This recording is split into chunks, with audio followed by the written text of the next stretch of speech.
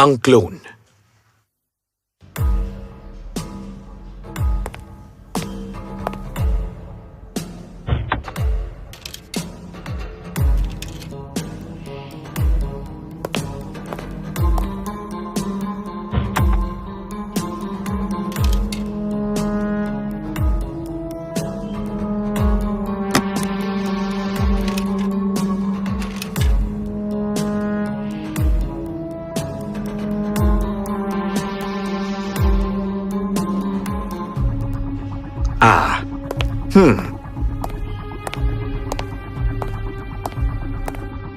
Ayos.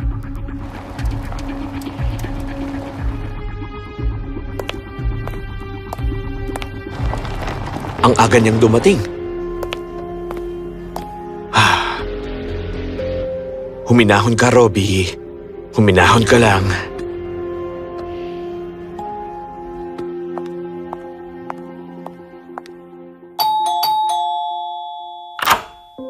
Kumusta, Miss Beautiful? Aba, parang kakaiba ka yata ngayon. Sana lang mainam ang pagiging kakaiba ko, Miss Beautiful. Okay. Kailangan ko nang masanay sa weirdo kong scientist na boyfriend. May sinasabi ka ba, Miss Beautiful? O sige na, tumigil ka na nga, Robbie. Bakit ba ganyan ka makipag-usap? Nawiweirduhan ako sa'yo eh. Parang may kakaiba talaga sa'yo. Aray! Rose!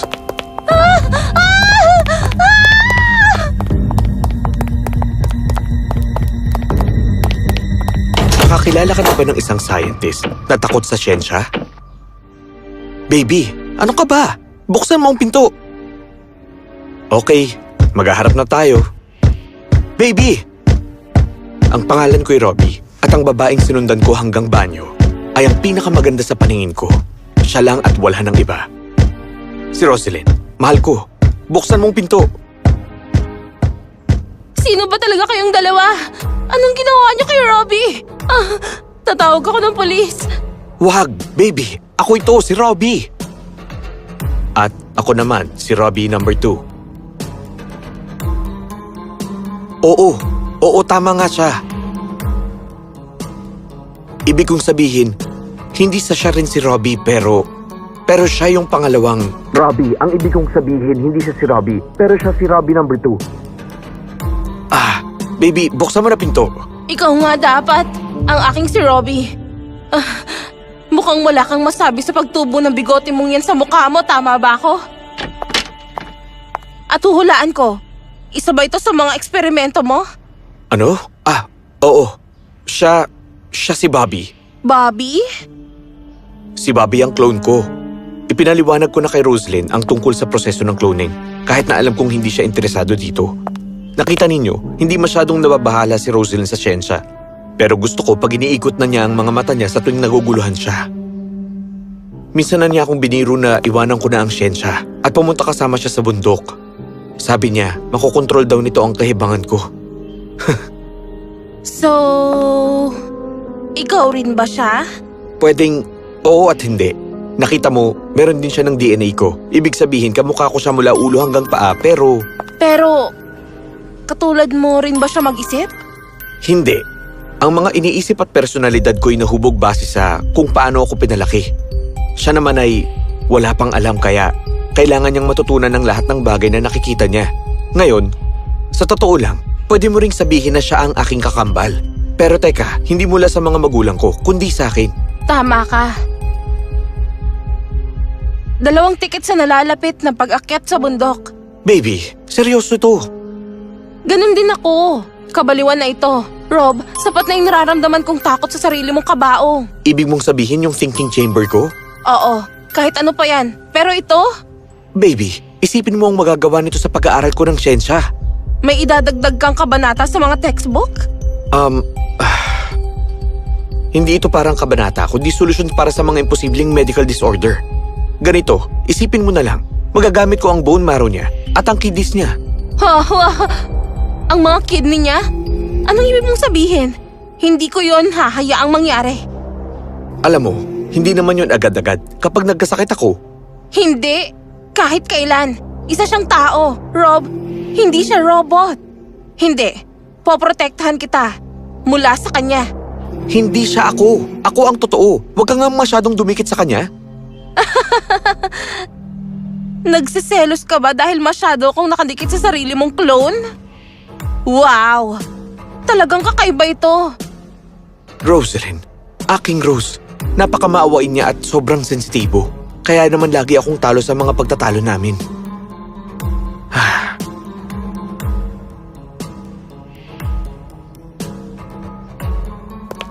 Naalala ko kung gaano kabilis lumago ang mga eksperimento ko at kung paano rin namangha si Rosalind dito.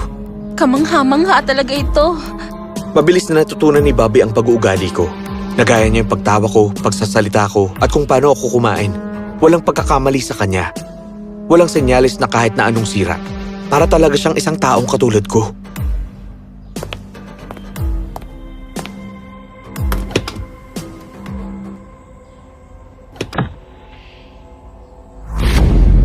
Ah!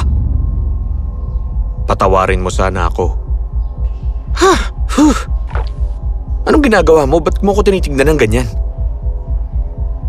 Naisip ko kasi na kailangan nating subukan ako ulit.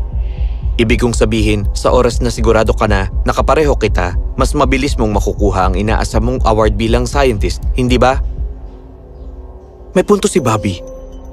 Naihanda ko talaga siya ng maayos. Alam niya kung paano ako kumilos. Yung mga nakasanayan ko, siya na ako. May naisip akong ideya. Darating si Rosalind, sabay kaming maghahaponan ng gabing yun. Sinabi ko na siya ang pumunta sa hapunan sa halip na ako. Kung hanggang sa huli hindi siya makilala nito, kung ganon, ayos lang na i-harap ko na siya sa medical board. Kinakabahan ako dahil si Rosalind ang mas higit na nakakakilala sa akin. Saan ba ako pwedeng magtago? Ayaw naming mabisto bago pa niya malaman ng lahat. Teka, sa thinking chamber ko, makakapagtago ako roon at makikita ko siya ng maayos. Nagandahan ako sa ideyang ito. Isang likhang sining ang chamber ko. May sapat na oxygen dito, makakahinga ka ng maayos. Isa pa, saglit lang naman ako rito eh. Naisip ko ang magiging reaksyon ni Rose.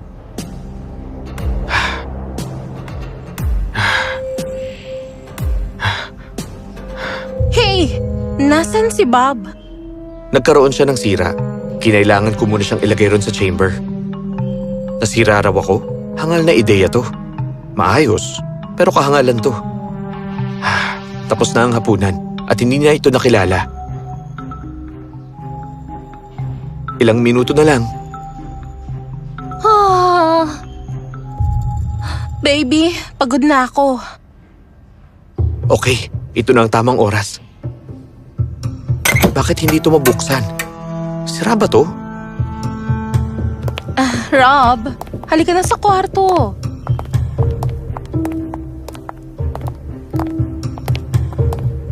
Oo naman, sweetheart.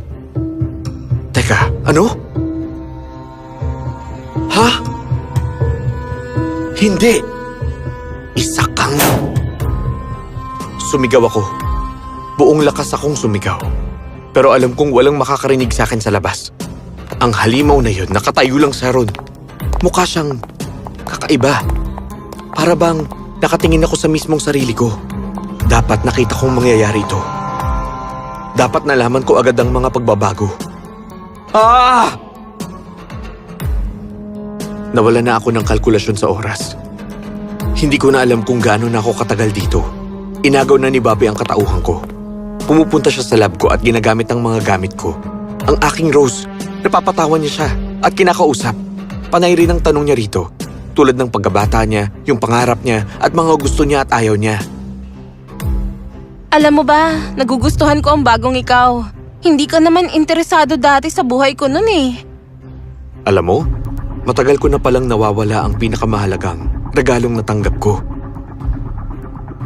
Ang tanga-tanga ko. Rose! Nandito ako!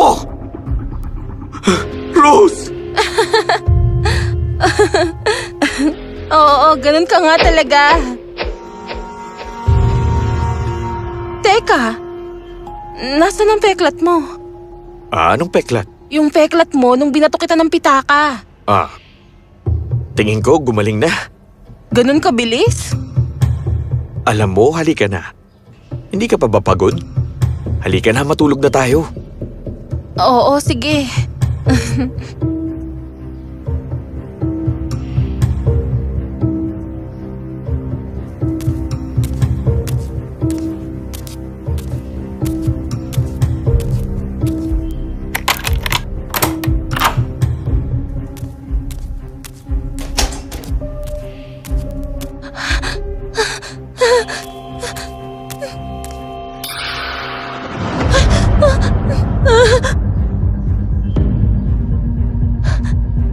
Ikaw nga. Ikaw yan, alam ko. Robbie, nararamdaman ko. Oh, baby. Alam ko may kakaibang nangyayari. At ngayon nakita kong wala siyang peklat. Sabi ko na ilalabas kita dyan. Sandali. Ano ba yan? Baby, nakalak to. Sa wakas. Rosalyn, tumingin ka sa likod mo. Bobby! Bobby! Makinig ka sa akin. Mahal kita, Rosalyn. At para makuha ko ang pagmamahal mo, nag-iisa lang ang paraan. Dapat mamatay si Robbie. At pagkatapos, habang buhay na tayong magsasamang dalawa. Tama ba? Mahal ko? Bobby, si Robbie ang yung... Wala akong pakialam. Ang alam ko lang ay totoong mahal kita. At gusto kita, Rosalyn. Huwag! Huwag mo siyang hawakan! Pakiusap! Huwag! Oh, baby!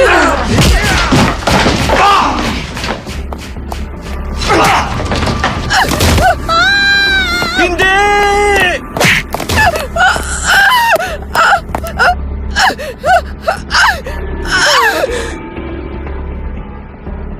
Hindi!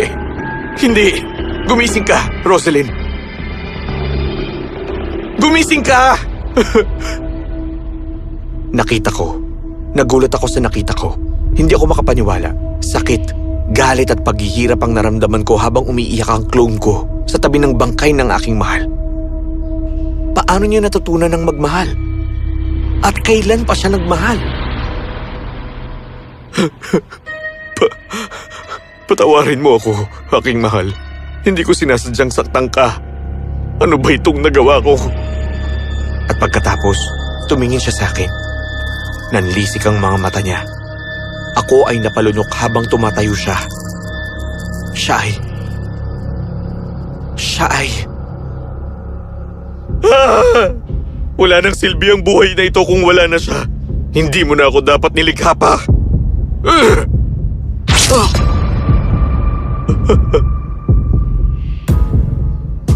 Sinubukan kong labanan ng kalikasan. Sinubukan kong hamunin ang batas. Sinubukan kong gumawa ng bagong ako. Kung alam ko lang na imposible talaga sa batas ng mundong ito. Nandito pa sana sa tabi ko ang pinakamamahal ko ngayon.